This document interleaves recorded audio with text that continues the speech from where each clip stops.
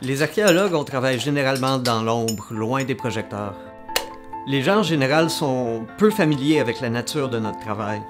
En 2017, pendant 4 mois d'été, les fouilles au marché Sainte-Anne ont permis au public montréalais de découvrir des vestiges archéologiques d'envergure.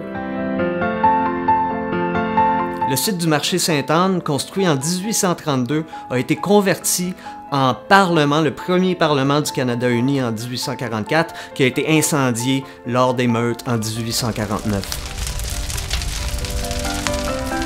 Cet événement historique est très peu connu et les fouilles archéologiques ont permis aux visiteurs de se familiariser avec un moment important de l'histoire du Canada. Il y a beaucoup de chantiers archéologiques l'été à Montréal et on sait que ça intéresse les gens. Ils essaient souvent de nous approcher, de nous poser des questions sur ce qu'on fait, ce qu'on trouve.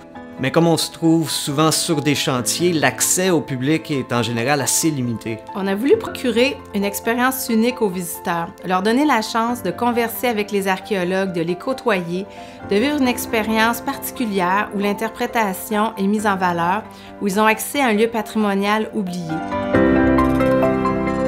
Les gens pouvaient voir des objets sortir de terre, des objets liés à l'occupation du marché, mais aussi à celle du Parlement. Et ce qui rend ce site unique, c'est le fait qu'il a été incendié et donc les objets ont été laissés derrière lors de l'évacuation. Donc on trouve des objets souvent entiers ou en très bon état. Et les gens revenaient souvent jour après jour pour voir l'évolution des travaux archéologiques. C'est ici, sous nos pieds, qu'ont eu lieu les fouilles archéologiques.